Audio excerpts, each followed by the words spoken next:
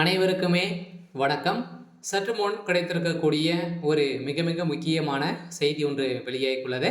சற்று முன் ஞானசேகரின் பின்னணியில் இருந்தது யார்? திமுக அமைச்சர் சிக்கிய சம்பவம். இது மாதிரி செய்திகள் வெளியாயிருக்கு.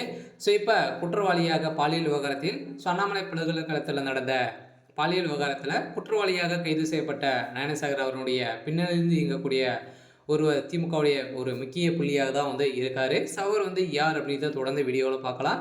ஸோ இருந்தாலும் ஞானசாகருடைய வீட்டில் நடந்த ரைடால் எக்கச்சக்கமான ஆதாரங்களும் சிக்கிய சம்பவத்தினால தான் இப்போ திமுக அமைச்சர் சிக்கிய சம்பவம் பெரும் அதிர்வுகளை ஏற்படுத்தியிருக்கு. ஸோ இதை பற்றி இந்த வீடியோவில் பார்க்கலாம். ஸோ அதுக்கு முன்னாடி நம்ம சேனலுக்கு இப்போ தான் நீங்கள் முதல் முறையாக வந்திருக்கீங்க அப்படின்னா மறக்காமல் நம்மளுடைய சேனலை சப்ஸ்கிரைப் பண்ணி சப்போர்ட் பண்ணுங்கள். ஸோ வாங்க வீடியோக்குள்ளே போகலாம். ஸோ பார்த்தீங்கன்னா ஞானசேகர் அவர்கள் பார்த்தீங்கன்னா அண்ணாமலை பல்கலைக்கழகத்தில் வன்கொடுமை செய்யப்பட்ட விவகாரத்தை நிறைய பெண்களை சீர்குலைத்திருக்காரு அப்படின்ற மாதிரி தான் அவருடைய 2 மனைவிகளே சொல்லியிருக்கும் நிலையில் இப்போ அவருடைய வீட்டில் நடந்த ரெய்டால் எக்கச்சக்கமான ஆதாரங்களும் சிக்கிய சம்பவத்தினால இதற்கு உறுதுணையாக பின்னிருந்து இயங்கக்கூடியவர் யார் அப்படின்னா திமுக சேர்ந்த அமைச்சர் சுப்பிரமணியன் அவர்கள் தான் பார்த்தீங்கன்னா செய்திருக்காரு அப்படின்ற மாதிரி. ஸோ இதில் வெளியிட்டிருக்கக்கூடிய ஒரு பரபரப்பான செய்தி வெளியே இருக்கும் நிலையில் தான் இப்போ ஞானசேகர் அவர்கள் குண்டால் கேஸில் இருக்கார் இல்லையா. ஸோ இதைத் தொடர்ந்து இப்போ அவருடைய வீட்டில் அதிரடியாக ரெய்டு நடத்தியிருந்தாங்க.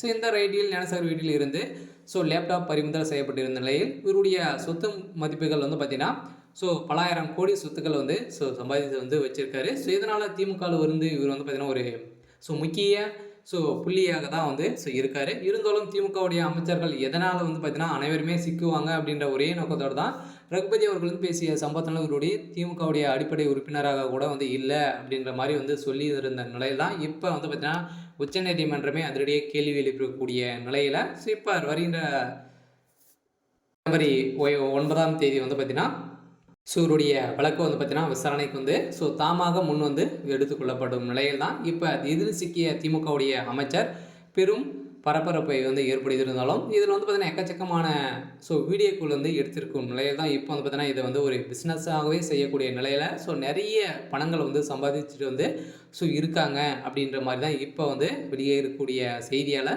ஞானசேகரனுடைய பின்னணியில் இருந்தவர் திமுக சேர்ந்த ஒரு முக்கிய அமைச்சர் தான் இருந்திருக்காரு. ஸோ இதனால் ஏற்கனவே உதயநிதி ஸ்டாலின் அவர்களுக்கும் யார் அந்த சார் அப்படின்ற மாதிரி கேள்வி எழுப்பியிருந்த நிலையில் அந்த சார் யார் அப்படின்னு பார்த்தீங்கன்னா உதயநிதி தான் அப்படின்ற மாதிரி சொல்லி வந்திருந்த நிலையில் பார்த்தீங்கன்னா இப்போ திமுகவுக்கே ஒரு மிகப்பெரிய சவாலாக இருந்திருக்கும் நிலையில் இப்போ இந்த விஷயத்தால் பார்த்தீங்கன்னா வருகின்ற சட்டமன்ற தேர்தலில் திமுக ஜெயிக்குமா அப்படின்னு தான் இப்போ ஒரு மிகப்பெரிய கேள்வியாகவே இருக்குது. ஸோ இருந்தாலும் என்ன நடக்குது அப்படின்றத நாம் வெயிட் பண்ணி பார்க்கலாம். அதுக்கு முன்னாடி நம்ம சேனலுக்கு இப்போ தான் நீங்கள் முதல் முறையாக வந்திருக்கீங்க அப்படின்னா மறக்காமல் நம்மளுடைய சேனலை சப்ஸ்கிரைப் பண்ணிக்கோங்க. தேங்க்யூ.